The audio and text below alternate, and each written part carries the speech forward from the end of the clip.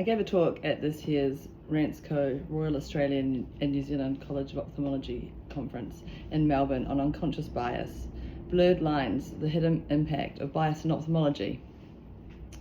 And I want to do it again today. To start, I would like to do something simple. I would like you to close your eyes. Now imagine a professor, a tech CEO, an astronaut. Imagine a kid in the park graffitiing. Imagine a happy couple, newly engaged. And finally, imagine a future leader in ophthalmology. Now open your eyes. Who did you see? What did they look like? Did they look like you? Did they look different? That flicker of an image, that instant impression, that's bias.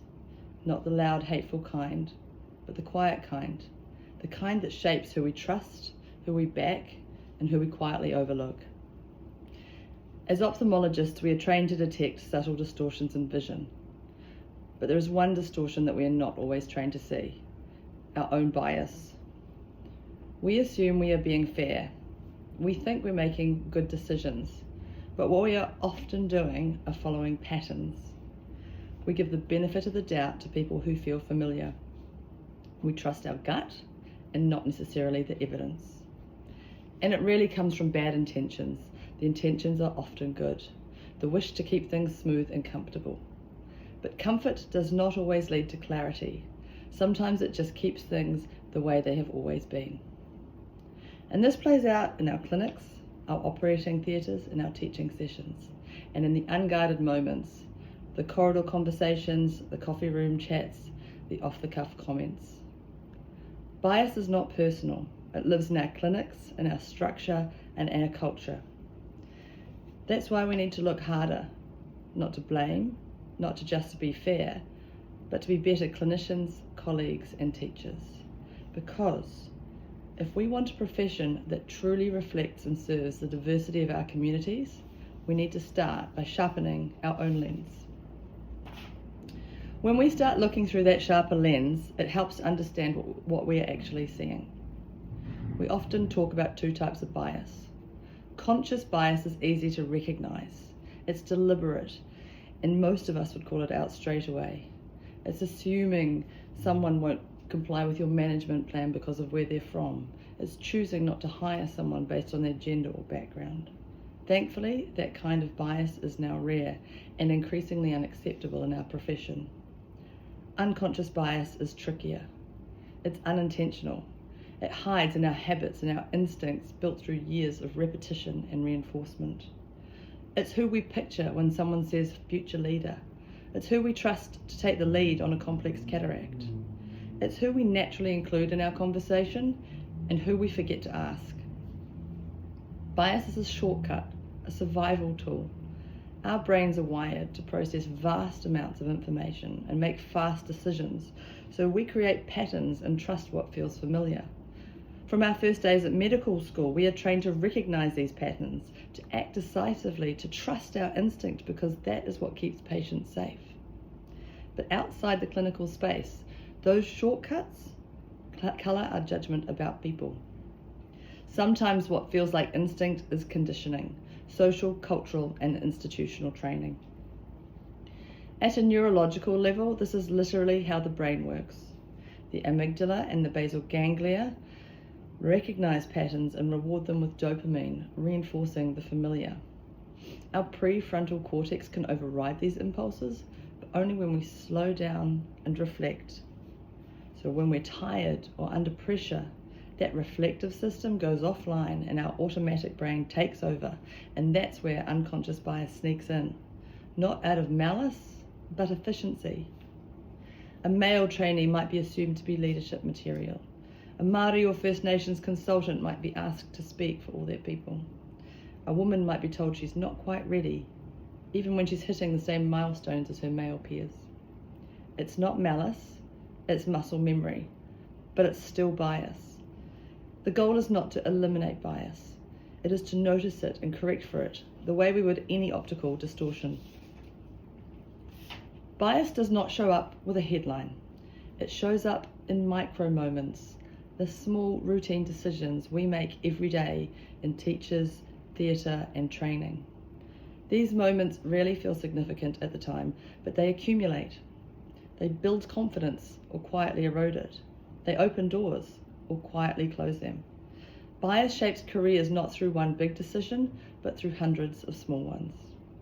In theatre, it's who's trusted to take the lead on a tricky eyelid repair and who's asked to assist just one more time. It's who's called in after hours for a globe repair and who we assume has family at home so won't be able to make it. It's who gets direct technical feedback versus who hears "you're doing fine." These biases also show up in how our patients see us. Female surgeons are still often mistaken for nurses or hospital staff. That's why some women choose to wear doctor on their scrubs, not to stand out, but to be seen for who they actually are. In teaching, it's who receives the developmental specific feedback and who gets polite encouragement. It's whose tone we label confident and whose tone we label aggressive. In leadership, it's who's asked to chair a committee and who's thanked for quietly taking the minutes. None of these moments make headlines, but over time they shape who feels confident, who feels seen, and who sees a future in our profession. We see the impact of these micro moments in the data. In 2021, a RANSCO study by Gil, Niederer and Danish Meyer analysed more than a decade of trainee logbooks across Australia and New Zealand. By the fourth year of training, female trainees had performed 40% fewer cataract surgeries than their male peers. The gap persisted after adjusting for part-time training and parental leave, suggesting it wasn't about time away, but about access and opportunity.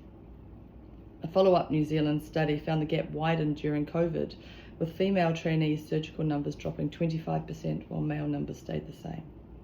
And this isn't just an Australasian story. Studies from the US, UK and Canada show the same pattern. Different countries, different systems, same signal. Evidence by ethnicity is thinner, but the underrepresentation of Māori, Pacifica and First Nation consultants is recognised. And better data collection is now a formal priority under RANSCO's equity and inclusion strategy. This highlights that inequity isn't just about gender, it's structural and it intersects with culture, opportunity and representation. Surgical exposure builds skill, credibility and confidence. And when opportunity differs, experience diverges. And over time, that shapes who becomes our senior surgeons, our leaders, and our trainers. But these patterns don't just affect careers, they also affect patients. A large Canadian study published in the BMJ in 2017, analysing more than 1.3 million patients, found that those operated on by female surgeons had a lower 30-day mortality and complication rate compared to those operated on by their male peers, even after adjusting for case complexity. And this finding was reinforced in a paper published in JAMA Surgery 2023, showing the trend persisted across specialties with no trade-off in efficiency or outcomes. The takeaway is not that one gender is better, it's that diversity in surgical teams improves patient outcomes. When every skilled trainee has equal access to experience and leadership, patients benefit. Equity isn't just a professional goal, it is a clinical one. Bias doesn't just shape perception, it shapes opportunity. And opportunity in turn shapes careers and care. A BMJ review of more than 7,000 reference letters found that women were more often described as kind, reliable and hardworking, while men were brilliant, decisive and exceptional. Those subtle linguistic differences influenced hiring decisions. Hugh et al., JAMA Ophthalmology 2023 showed that men and women achieved equivalent milestone scores, yet the tone of their feedback differed. Men were praised for technical confidence and skill, women for teamwork and communication. These words matter. They are what selection panels read. They shape who is viewed as ready, appointable, and who needs a little more time. And here is the real challenge. Once a perception forms, it tends to stick. The same traits we value, decisiveness, confidence, and precision, can be interpreted differently depending on who displays them. This isn't about blame. It is about awareness, noticing the subtle patterns in how we describe others and asking whether our words affect performance or perception. Because the language we use today affects the opportunities someone receives tomorrow. So what are we going to do about it? Feedback is one of the hardest things to get right. especially when we are trying to be supportive. But bias can creep through on what we choose to comment on and how we frame it. Here are a few ways to keep feedback fair and useful. Anchor it to personality. Anchor it to behaviour, not personality. Instead of "you're not confident in theatre," consider "let's look at your hand position during capsulorhexis. This is what's working and this is what could be improved." Be specific and structured. Describe what you observed, what the impact it had, and what could be improved. Specific feedback is easier to act on and harder to distort through bias. Check your adjectives. If you'd call one trainee assertive and another aggressive for the same behaviour, reframe it. Be honest, not hesitant. Avoiding feedback can be just as limiting as unfair feedback. Clear, specific feedback is respect, because bias thrives in ambiguity, and clarity is how we counter it. Sometimes the distortion we see in our profession isn't people, it's in systems.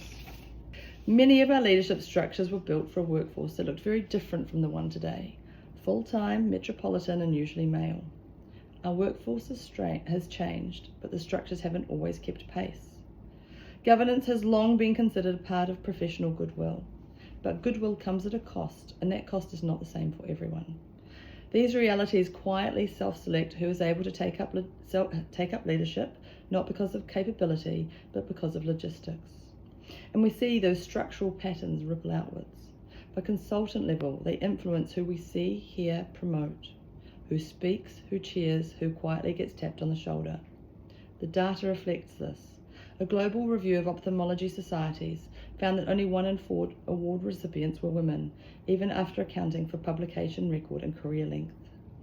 These aren't gaps in capability, they are gaps in visibility and sponsorship. Leadership, like surgical opportunity, often depends on who gets invited, encouraged, or championed. Championing means naming someone's potential, recommending them for opportunities, and backing them when they are not in the room. It is not about tokenism.